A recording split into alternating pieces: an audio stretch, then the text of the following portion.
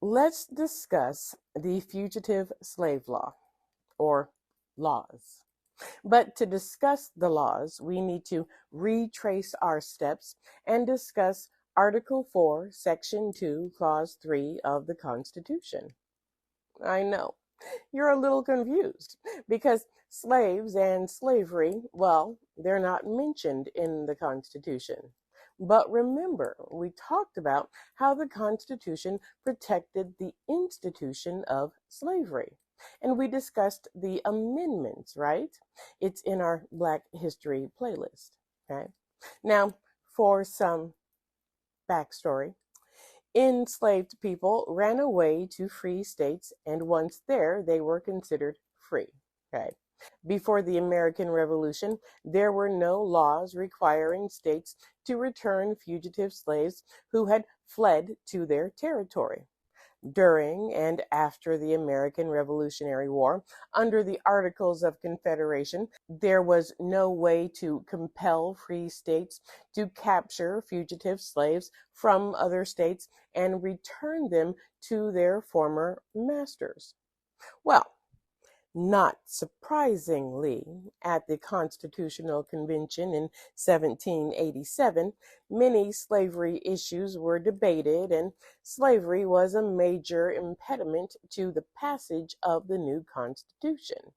And not surprisingly, it was South Carolina that was like, I'm not about to ratify this without some assurances. Yeah. So it was two South Carolina delegates, Charles Pinckney and Pierce Butler, who suggested that fugitive slaves be delivered as though they were criminals. Ultimately, the Fugitive Slave Clause was included in the Constitution to mainly appease South Carolina. You see, they needed South Carolina to ratify the Constitution, and really, who was it harming anyway? Just the Africans they were importing to do all the hard work of the nation, and, well, they were considered property. But I digress. Yes. Now, the Fugitive Slave Clause reads, no person held to service or labor in one state under the laws thereof, escaping into another, shall in consequence of any law or regulation therein be discharged from such service or labor, but shall be delivered up on claim of the party to whom such service or labor may be due. It meant that the owner of an enslaved person had the right to seize and repossess an enslaved person that had fled to another state, even if slavery was outlawed in that state, because most of the northern states had outlawed slavery by the time we get to the Constitutional Convention in 1787. State laws that penalized the seizure of a runaway slave were unconstitutional. So even if states were like, you can't do this, you cannot take a runaway slave, it's illegal, well, they were deemed unconstitutional. This also meant that state laws in free states intended to protect runaway slaves were unconstitutional because they interfered with the slave owner's right to the enslaved person's return.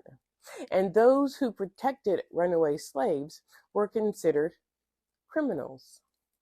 The Supreme Court said that all of this was constitutional.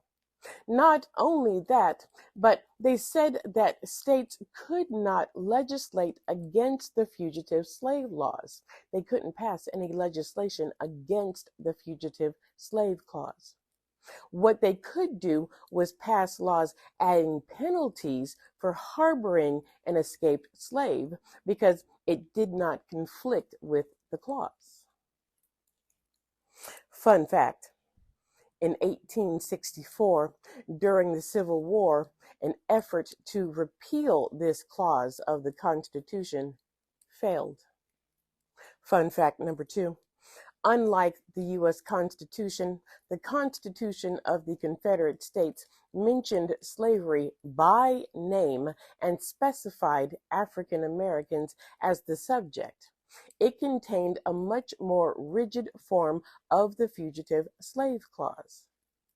Now, this wasn't abolished until the 13th Amendment. Tell me, what did the 13th Amendment do?